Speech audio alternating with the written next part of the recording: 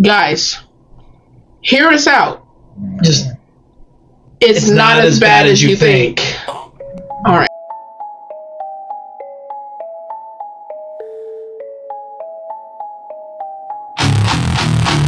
Walk into an eerie place. All you feel is hysteria. We get it. It's been great so far. You can do new disco, you can do soul, you can do R&B. What a journey. But cut the shit, Jordan. Guys, welcome back to my channel. Hi, it's me, Silent Pink Gamer, and we're back here with another movie review. I have Sir Jerry the Lost that will be joining me on this review because we saw it together. Because we had to. So, guys, I know you probably came across a lot of reviews with the first FNAF Five Nights at Freddy's the first movie. I've done a review. I've watched it right when it aired, and guys, go check out those previous videos. Now, this one you'll be completely shocked because in Eyes and Eyes, you'll get our thoughts at the end of the video. So you gotta watch it all the way through. Hi, you think you're slick? No. No. We know how you work. You want the answer now, and then you don't have to watch the full thing later. We're not doing that today. You gotta watch it all the way through. Yeah, Dave. What if his name is Steven? Yeah, Steven. Stephanie. Randall. Marco. Listen here, Martha. So, yes, guys. So, as you do, come in, like, enjoy, tune up, put on your headphones, your volume, because you won't want to miss this one at all.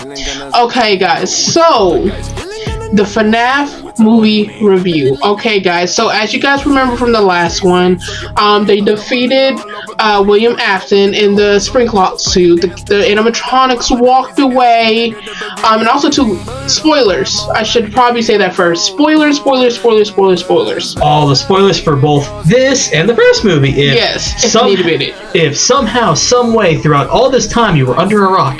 That part. So, just in case, spoilers. So if you don't want to be spoiled, watch the movie, come back. Please come back. Save this video somewhere. Don't forget us. And let's get to it, okay?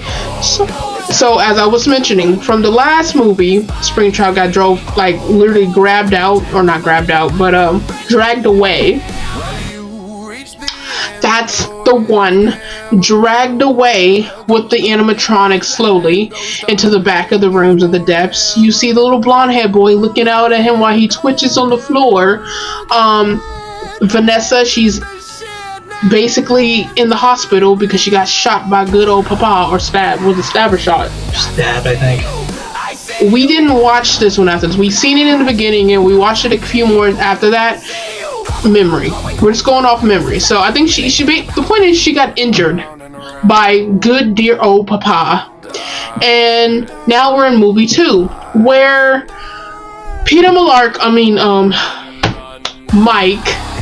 Mike Schmidt. I'm calling him Peter. I'm sorry. Peter Malark.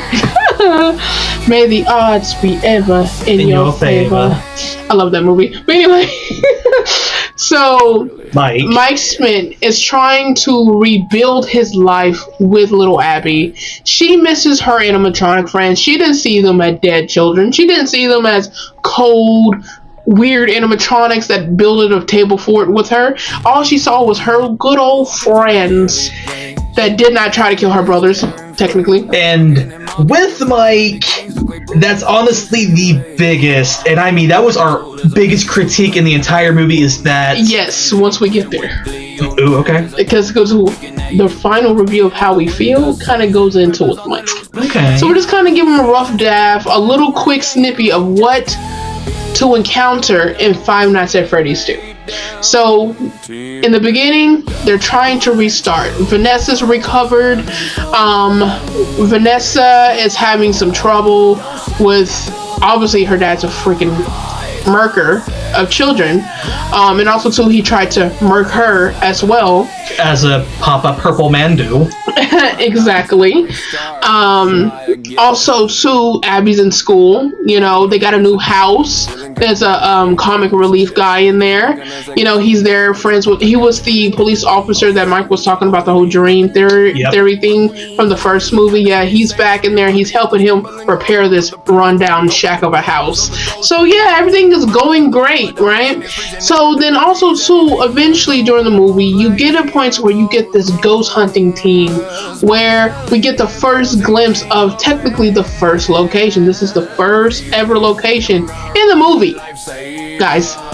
In the movie, you get the first location. They're there to do like a Ghostbuster, paranormal activity type movie, ghost hunting show. Very gives off very much vibes of like the YouTube group that do the ghost hunting for views. Yes, so they go in there, shit gets buck wild, right?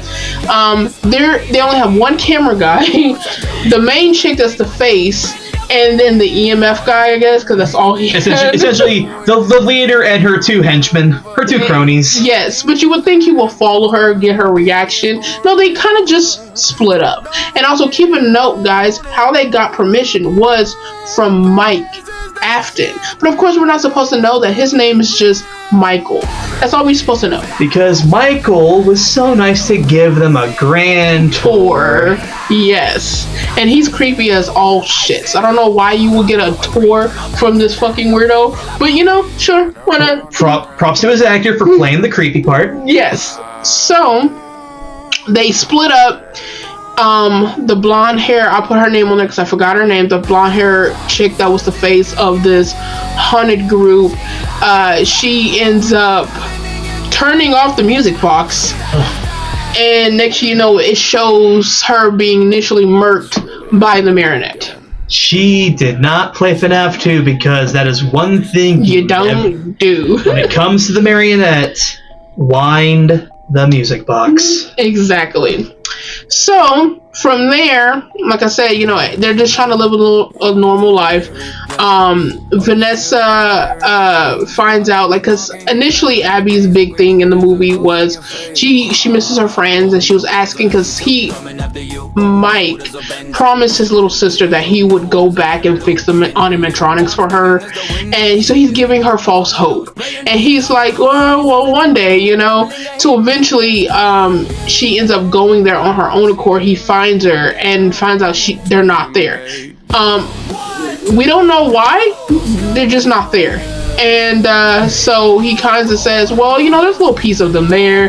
There's an arm over there. There's an eyeball over there. They're just everywhere. Poor choice of words for her very battered, fragile, emotional heart right now. Yes. So they give her a fast talker to, you know, kind of mimic that they're there in spirit kind of situation. No harm in that, right? I'll admit, that scene was cute, like him being like the prize person. It's like, oh, would you want this? Would you want this? He's like, oh, it's a fast talker. Exactly. It's like cute little brother stuff, right? Also, too, keep in mind, like, Vanessa and Mike is kind of trying to do this date friendship kind of thing. So they're not really necessarily dating, but they're not dating. They're trying to do... It's strange how they put it out there. Almost kind of feels like a fling, almost. Friends, possibly feelings developing. Yeah, because you can tell when they had that day, it was awkward. It was awkward at that table, you know?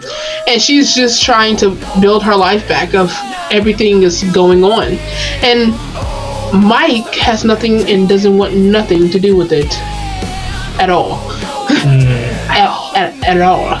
And here you have Vanessa taking a spin class, just doing things like you go, girl. You fixing yourself up. But it's not working initially. It's not working because nothing she does can get the images of old Papa stabbing her in the gut to toe and what she experienced as a child. Because then, not too long after the dinner scene, Vanessa kind of has moments of kind of tweaking, seeing old Papa. Mm-hmm. And then we get the nightmare sequence. Yes. Good old nightmare. And I'm saying this right now. We only have very little Papa because they're gonna use him a lot for the next movie. I'm calling it now. Possibly, definitely, most likely. Obviously, he's Springtrap. But nevertheless, guys, that's just kind of basically the basis of the movie. Yes, Abby goes to school. She's having issues with her teacher. Her teacher's a fucking dick, like a big ass dick, like more dicker than normal. Because I've had a teacher that was a dick, but he's more dicker than normal. And they're doing this whole science project. She's making a little animatronic Chica toy thing, and he's just being a dick. And eventually they get to the science fair and he basically destroys her project. So there's a lot of sub arts too, because also too, there's a point where Mike talks to the father of Charlie. Like in the beginning, you get a scene where, the very beginning of the movie, where you get a scene of this little girl with pigtails, has black and white shirt on, obvious what that meaning, and she's in a birthday party with a little blonde girl. So she's supposed to be having fun with her friends, but she's waiting for the marionette to come out because that's like her favorite animatronic. And then eventually she sees this yellow rabbit lures this little boy to the back of the room. She's trying to get the attention of parents. All the parents are being dicks to her. Every single adult she talks to, hey, I saw this boy get dragged away. Hey, this kid's been taken, and no one's jumping on that. Go get your parents. Oh, leave me alone. It's crazy. So then from there, she tries to go be the hero. Goes back there, picks up the little boy, whilst the yellow rabbit is running after her and gets a good little steps in the back 3 times to where she falls on the floor. Nobody reacts. She falls into the trap hole when the marionette comes out and kind of reveals her little body being held. So go ahead. Just the entire cycle of, you see her running, you hear the scream, the blood-curdling scream, her collapsing, falling in the circle, landing in her favorite animatronic's arms. That is so messed up. It's messed up. It's very messed up. So from there, Mike does end up talking to the father of his daughter Charlie. He's distraught. He's like, no one listened. They shoot it off as an accident. For the most part, we know the story, right? Mm-hmm. For the most part, we kind of get this little vibe that I feel like they're getting better. Now, we're not, like I said, we're not going to do every little bits and details because it's going to be in the spoiler part too. We just want to kind of give you the gist of what's going on. Now you guys kind of know what's going on. Mike's trying to move on. Vanessa's going through turmoil. Abby's trying to move on while her brother's lying to her and said these animatronics are basically gone, disappeared, dismembered, who knows. And dick of a teacher. And now we can get into the meat of what we actually want to talk about. Our opinion. Where do we want to start first? Let's start at the very beginning, where we're talking about the scene. Now we're going to give the good parts and we're going to give the bad parts. We're not going to let you know exactly where they fit in, but just listen, guys, just listen. We're going to give you both. So the parts that I liked about the beginning is the fact of they showed him taking a child. Now let's be honest, the part I didn't like was the fact that none of the parents seemed kind of oblivious to everything. Like, just, you could tell that they were only here by obligation and did not care at all. It's like, who kid is this? Like, where's his parents? So that's the part I was kind of like, even when the parents, like when Charlie was trying to get their attention, they were kind of like, leave me alone, go find your parents, don't talk to me. Don't bother me, small child. So, I didn't like that part. Now, I liked how she went back there, tried to be the bigger person to help this child. The part that was a little weird is, it's like a hit or miss, because it's like when you feel getting, stabby stab, why didn't he not pull her back? He's clearly faster, and maybe not in the suit. Maybe the suit is heavy. I'll say not in the suit. I don't. But at the same time too, if he's so close to stab her, he can grab her. Mm-hmm. You know what I mean? Like if he can do this, he can definitely do that. Grab her by her ponytail. I don't know. Literally, like that's messed up. But you get the point, guys. There's ways that he could have not let them see her, but he kind of just let her go out there, fall. Nobody react, by the way. The little boy falls out of her arm and runs to his mom. The mom didn't even seem like, oh my gosh, my son, what happened to you, my boy? People only really were shocked as soon as she screams. Exactly. Collapses. You see the stab wounds on her back. Credit for the adrenaline you were feeling going through all that. Yeah. And just like as soon as she falls in the hole and is being carried up by the marionette, that's when the parents or anyone was starting to be like, "Oh, no, nobody said anything. Actually, they kind of just stared at her. See, that just there was no reacted. Wow, no one just gave a crap that day. So I do feel like they did a good job with giving us more of the story or the lore that they're trying to convey. It's just, was it executed very well? Not really. There should be more emotions. If in this day and age, let's be honest, for the parents out there, if a child came up to you and said, "Hey, something's wrong," and they're panicking, wouldn't you be more concerned? Yes, I feel like everybody, I would be concerned. Like, what's wrong? Like, tell me where, that part was just weird. Nobody ran to the little girl, to the marionette. Nobody did anything. They legit only saw her as like, "Oh, you're a minor inconvenience while I'm already here at this pizza place." Exactly. So the next part is Mike. Oh, Mike. Yep. We're just gonna talk. He got his own category because I did not like Mike in this one particularly, simply just because he is kind of being very dickish to Vanessa. The fact. So Mike, he's being very dickish to Vanessa. You know how Vanessa was trying to be a friend to him in the first movie? No, he's kind of like, "I'm trying to move on, Vanessa." Abby's not doing anything, though Abby is doing things. Like you have both Vanessa and Abby who are actually like taking steps, like doing even though little things, like just moving on, just getting past this, and oh, Mike. He's just not trying to be a friend, even if he is. I get it. Some people really take the moving on part seriously, and I get it. He's probably Mike's character is weird because I don't know if he digests the fact that he almost got killed by robots and dead children, or if he's just kind of being like, "Is that a sciatic mine? I don't give a shit anymore," because Abby is like, his I don't understand his character in this one at all.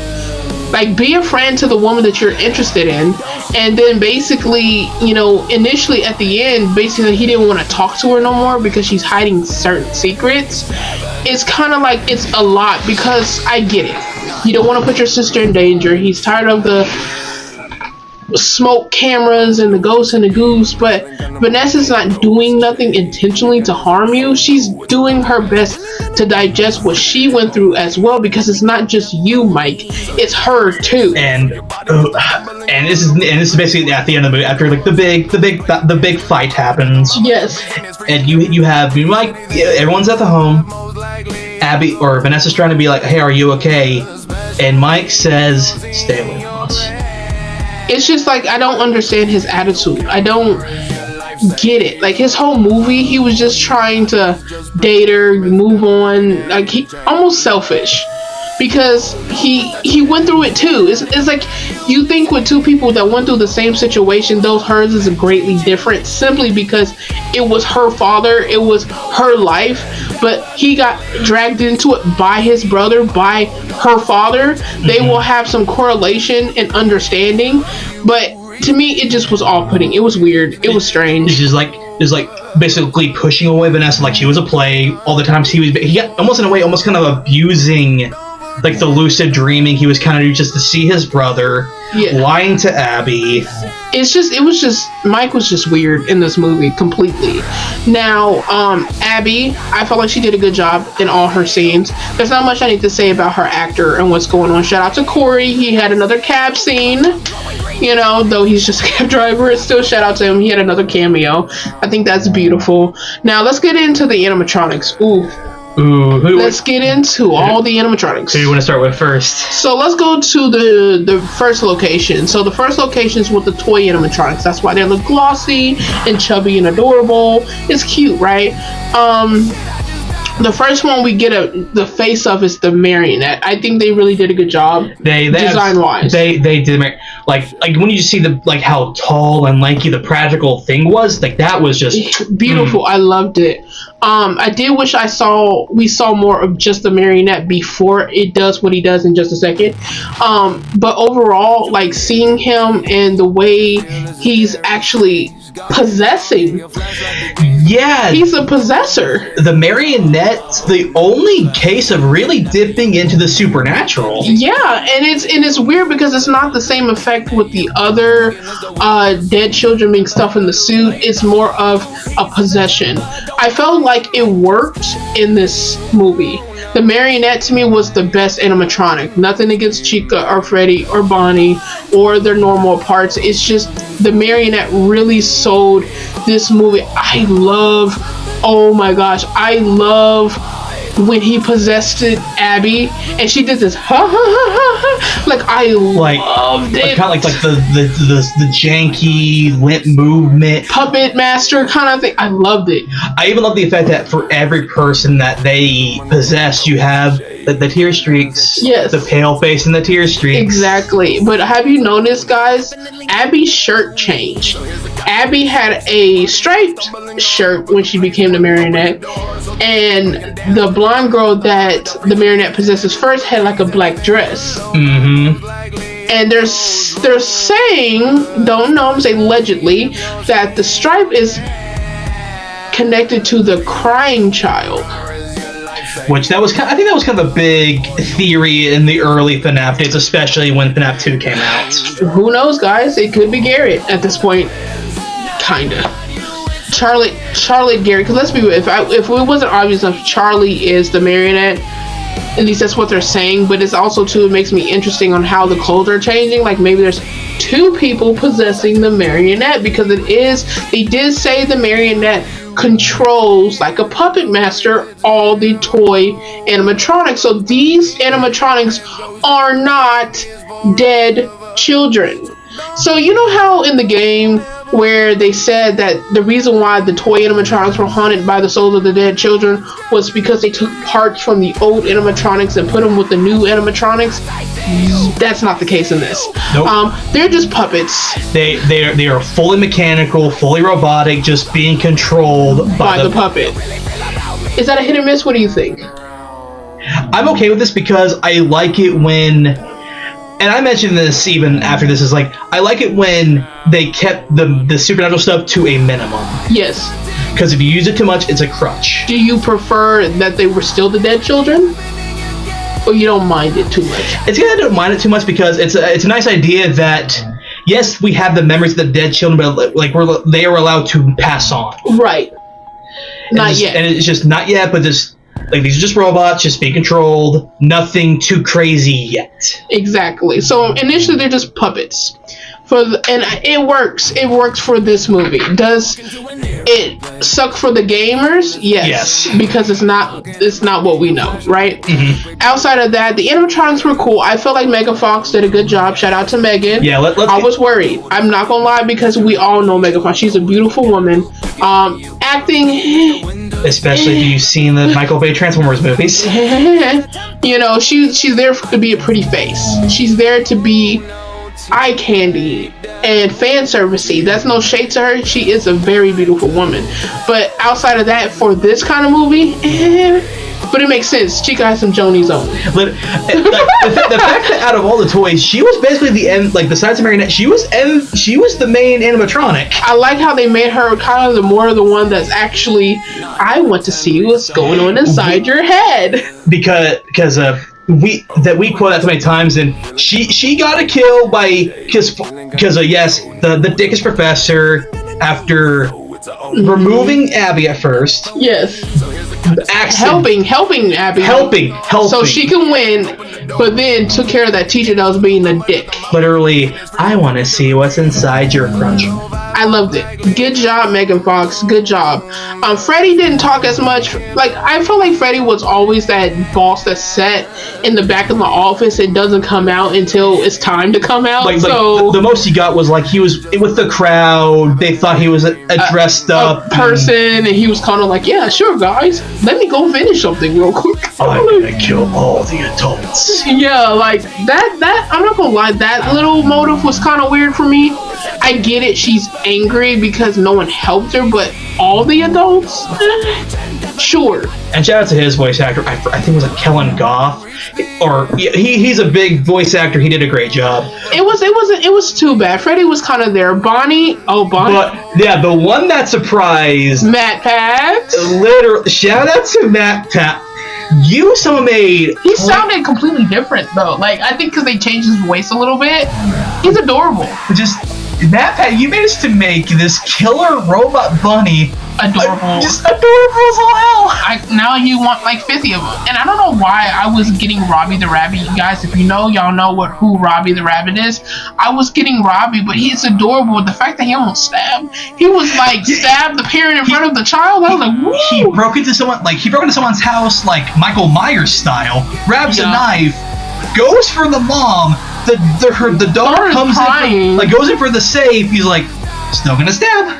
Until, Mike comes in with the game mechanics and shuts them all down. But yes, overall, the animatronics were cool. The OGs do come back at the end of the movie where it's like that showdown scene. Don't get me wrong, guys. It wasn't like this big all-timeic fighting scene like WWE, or it was nothing like that. It's not like your typical third act like big dramatic fight scene to save the day. It's just literally grab, rip, grab, through wall, broken, that's it.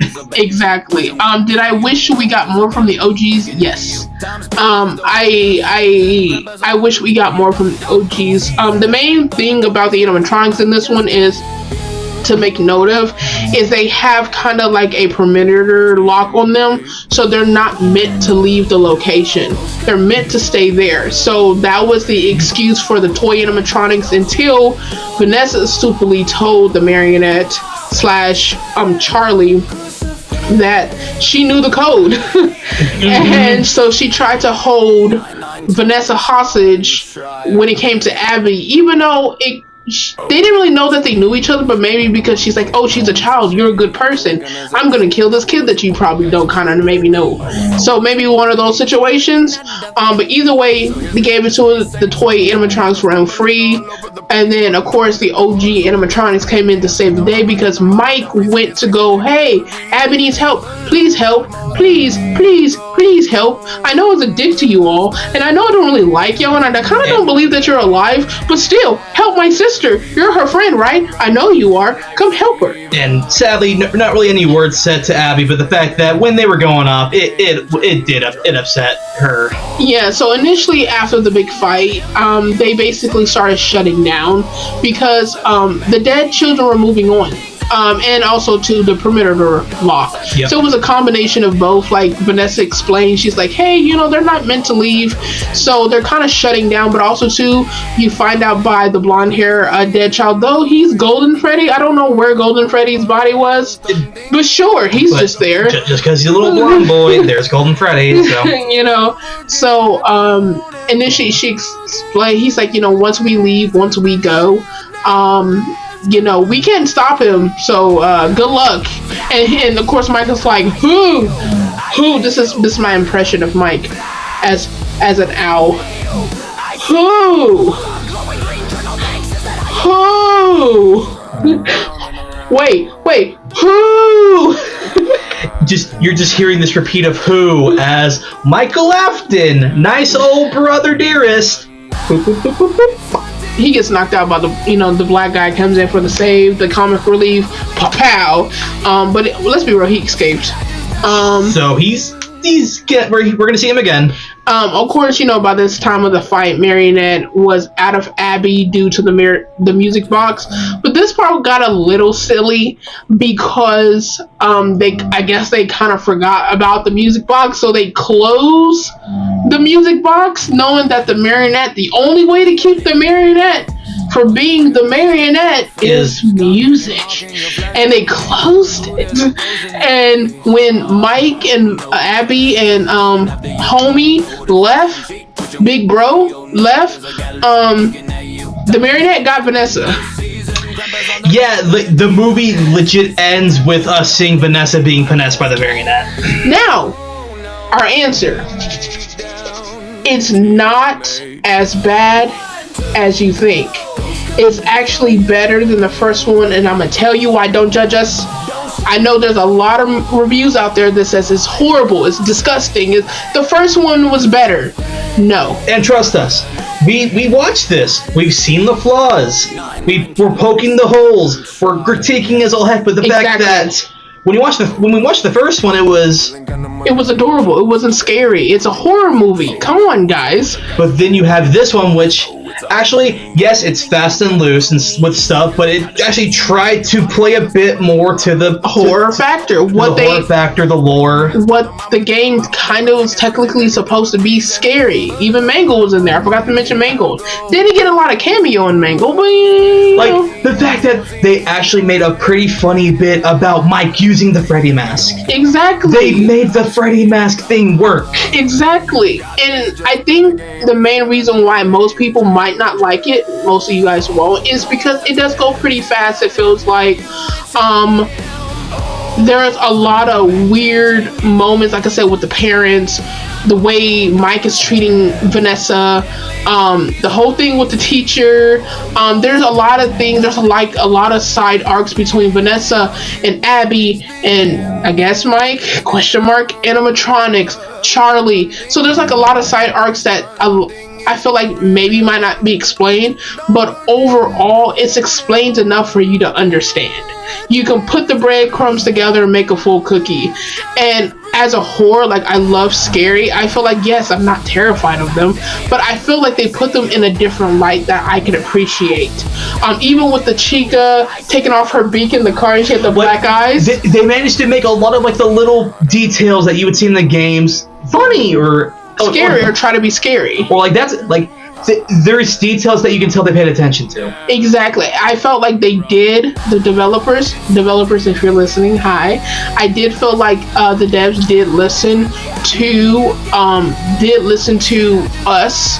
Now, once again, I do feel like it's not the best movie out there. No, it's definitely better than Willy's Wonderland. It's definitely better than the first one in the sense of horror aspect, because like I said, these animatronics are not supposed to be adorable and building pillow forts, and it's supposed to be like a haunting carol, a haunting story. Like, it's supposed to be scary. It's supposed to give you chills. At least supposed to make you freaking uncomfortable, especially since it's about children. It's almost like the opposite of the games, where like when you play the games, it's like, oh, this big metal thing's attacking me and trying to kill me. It brings dread, and it makes you feel claustrophobic. It makes you feel uncomfortable. It makes you feel like you're trapped.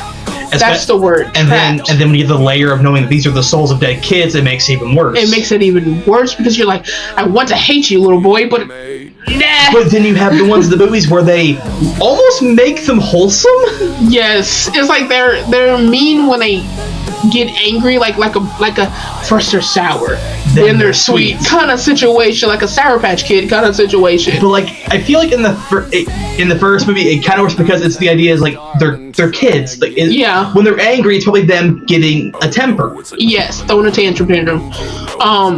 But outside of that, I do feel like as far as the horror, they did upper. We got some kills in there. The marionette, like I said, the marionette sold the horror factor completely. I'm sorry. Now, if I would give advice to the devs for the third one, because at the end, guys, what we forgot to mention, or did we forget? I don't know. Because what tasty little morsel did they tease us with at the very, very end? So these guys that we do not know comes in stealing shit, because that's what people do, for their haunted amusement park. Oh? Stealing stuffies, whatever they can find. Then they find Springtrap wrapped in plastic, twitching again with one glowing eye. It sounds like we're about to see the beginning of a little thing called Fazbear's Fright. Yes. So, advice, definitely, like, okay, so I know they're playing with the PG-13, and I do feel like that kind of limits the horror a lot. Because like, that's been a thing, and side tangent, that's been a thing for horror movies for a long time, is that they have to cut down gore or kills purely because of rating. Exactly, and I know, devs, you guys want to do it to where everyone can watch it, but let's be real. I was watching horror movies when I was, I hate to say, like 5, 6. I was not by choice, not by my choice. So kids who actually love these animatronics, they will go see it regardless if it's rated R. Parents, parents will take them. Like, even young kids nowadays are still all about the FNAF. And also, too, I literally talked to a parent when I worked at Target. Side note, guys. Side note, bear with me. Tangent. I talked to a parent, and this little boy was like 4 or 5. He's adorable. Glasses, adorable little kid. He knows all the horror characters. He's watched every horror movie out there. So, devs, don't be so afraid and think like, oh my gosh, the children, they're going to watch it. Because as someone whose oldest sibling literally loves and grew up with horror movies, someone who around 8, 9, not too far from when you found yours, who kind of found the love later on. Yeah. Some kids can handle it. It's just, I get it. You want everyone to see it. But just, if it's going to be horror, make it horror, right? Especially since this is a horror amusement park. It's a Springtrap. It's a dead body inside the suit. Come on now. But also to make sense when it comes to lore, information. Make it digestible and understandable, but also interesting. See, the fact that, guys, keep in mind too, FNAF 1 and 2, the movies isn't like an alternate reality. It's like an ultra universe kind of thing. I'm gonna be honest with you, I wish they didn't do that. I wish they stuck to the core of the game. With just sprinkles of like the lore and kind of the mechanics. Or even just did it in a way to where, like, I get it. When it comes to movie, doing a game that's kind of stationary into a full set of a movie is really hard. Let's be real. It's hard. But at the same time too, guys, it's not as hard as you think once you have Mike Schmidt, the brother. Still add the brother in there if you wanted to. If he's actually related, because like in the games, if I remember correctly, come on FNAF cults, I know you're out there, not trying to be mean to call you a cult, but that's the best word I got at the moment. Other higher-ups, me if I'm wrong. Like lore experts, feel free to fill us in. But from my understanding of playing the games and watching Pat's videos, is that Mike Schmidt is actually related to the Aftons or something like that, or maybe he was like the first security guard, and then I think the next Mike was. It's somewhere in there. The point is, he has a connection to Purple Guy. And it was kind of something that we kind of theorized when we watched it, is that Charlotte's dad, who was the only one that kind of slandered with the missing poster, that's Henry. But regardless of that, guys, it's like, for the devs, just make it better. What's killing these movies and these game adaptations, I can't stress it enough, is the story, is the lore. You're trying to invite people in, not just the fans. You need to invite everyone. If you're going to make it for everyone to see it, make it to where everyone can understand it. Now, let's be real, you can't please everybody. You cannot. But at the same time, too, make it make sense. If it's supposed to be horror, keep it horror. Make the story and the information correct and interesting. Make the acting better, because like I said, Mike was fucking weird. And just do it better. Because let's be real, the more these movies come along, and I'm pretty sure you're probably going to even get to Sister Location, please give a Sister Location. I want a performance of Sister Location, of them on stage singing and dancing. I do. Don't go to a security breach. Don't ever. Anything past Sister Location we can do with that. Don't do it. But here's the thing. I don't want to see GoDaddy Freddy. And here's the thing, Des. Here's the thing, people who are probably making FNAF 3 right now. You have one of the more easier things to tackle, because in FNAF 3, it's just Springtrap. Exactly. Everything else is just hallucinations. Heck, with the fact that both it's more supernatural. Yep, like both movies had stuff with dreams and messing with dream, kind of almost lucid dreaming. Yes. You could even be cheeky and throw in the nightmares. Exactly. It's like Paranormal Activity FNAF style. Like I feel like 3 might be the best chance to really get a more creepy, hopefully more scary FNAF movie. You know, it would be funny if everyone likes the FNAF 3 movie better than they actually like the game. Because a lot of people didn't like FNAF 3 that's the game. Yeah, because all FNAF 3 was just hallucinations, but also just Springtrap, and that was it. And it was kind of annoying because you constantly had to turn this and fix this and shut this down and restart that. It was just... Send them to other rooms, keep your audio going, keep this going, keep yourself not crazy. Exactly. But with the movie take, and the fact that Michael's still kicking, he's still walking around, so they can bring him back, you literally have a good setup to do something a lot more messing with the head, a lot more creepy atmosphere and imagery. No more pills, please. No more pills. don't pop pills, please. Make it feel natural. Make it feel like if FNAF was in a real life situation, what would this look like? Don't do any weird gimme stuff and weird strange things that you don't need to. But other than that, guys, we're gonna wrap it up. Let's wrap it up. So it's not as bad as you think. We liked this better than the first one. Like, because of the horror aspect. If you didn't like it before, maybe give it one more watch, kind of keep it open-minded. Who knows, you might find some enjoyment. Exactly. Sometimes, like with me, sometimes it takes a couple watches. That's why I said the first movie wasn't that bad after I watched it like 4 times. Because sometimes when you first see it, you're like, huh? And then the more you watch it, you're like, okay, I kind of see what they were trying to get, you know? Outside of that, guys, we will rate this movie out of 10, of course. I feel like it deserved a 6. I was actually thinking 6 too. You see how the brains work with Hufflepuffies? Oh yeah. Hufflepuffies. So yeah, we'll give it a 6. It definitely didn't deserve anything higher than a 6. I hope the third movie, especially if there's going to be one, I hope it be better. Please write the script better, Scott. Nothing against you, my brother. I appreciate and love your games that you make, but as story creators, developers, directors, we have to get better with horror. I'm sorry, guys. I'm not gonna, just because I'm a fan of the franchise and I love it and I love the animatronics, I love the horror, I'm not gonna sugarcoat it for you guys. Y'all need honest feedback, and this is one of it. And here's the thing, it's like, this comes from someone who is very, and I mean very burnt out. Like, I was in the trenches when these games were popular. Yeah. As someone who's very burnt out on it, I want these movies to succeed. Yes. I want these to do really well. I would like to see an actual video game movie outside of Last of Us. That's a series though, not a movie.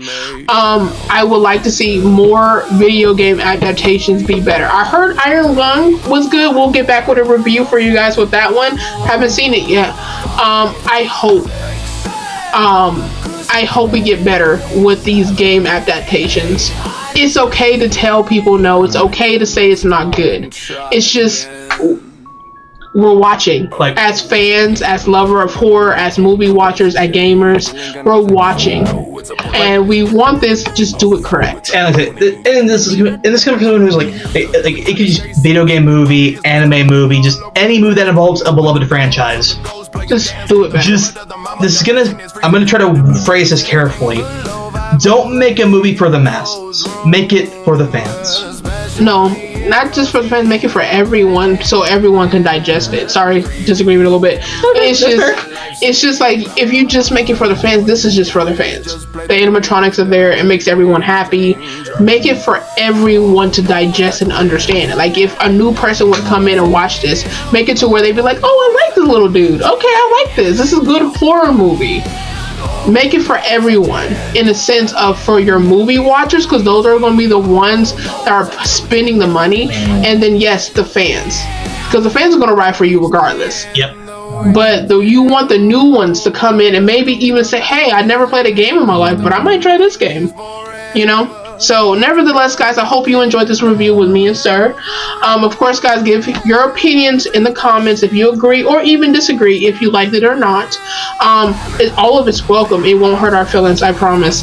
Just keep the discussion healthy and chill. Just no negativity, no disrespect. Be kind to everyone in the comments, please, because you never know the age of that person in there, and you never know what people are dealing with. So please be kind. Please be respectful, positive, but still give your honest opinion of this movie and what you think of ours. Nevertheless, guys, I can't wait to see you on the next video. Once again, guys, I am Silent Pink Gamer.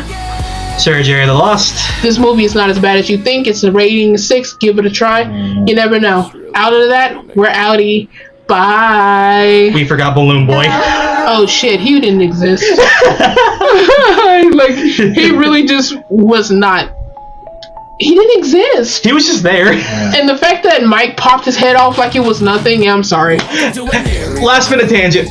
Bye, guys. Bye. Gawking and mocking your flashlight begins. Look way boo, there's a ghost in your face. Oh no, there's a hand too coming after you. Oh no, there's a banshee twitching with glee. Oh no, there's a galoo picking at you. Time speaking as the winter season. Crampers on the loose, playing duck, duck, goose. He has a temper, don't linger, he might just clap you.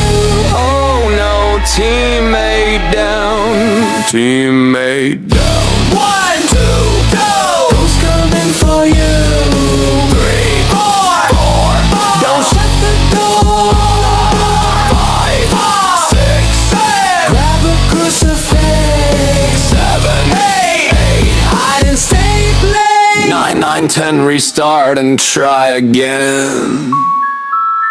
Oh no, it's a demon, feeling kinda mundane. Oh no, it's a shade, feeling kinda sexy. Oh no, it's a poltergeist, feeling kinda nice. Oh no, it's a Oni, definitely not a phony. So here's the guide to stay safe, so your body is not stumbling all over the place. One, open the door, so the ghost play and dance to the mama, the freezing is freezing negative degrees. Anything below 5, most likely a ghost room, especially if you're seeing your breath. 3, video camera is your lifesaver.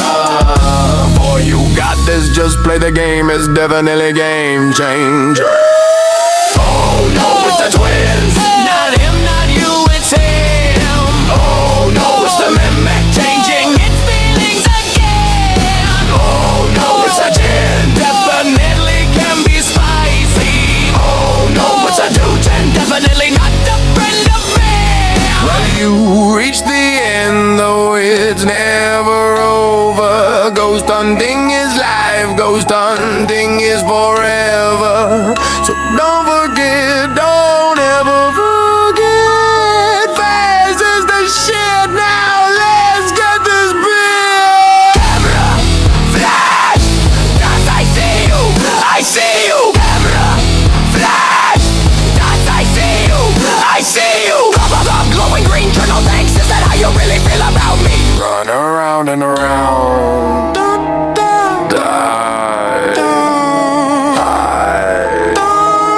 Now run, run. It's hunting again. Flashing lights. It's really happening again. Shit, I just died. It's really happening again. Shit, I just died.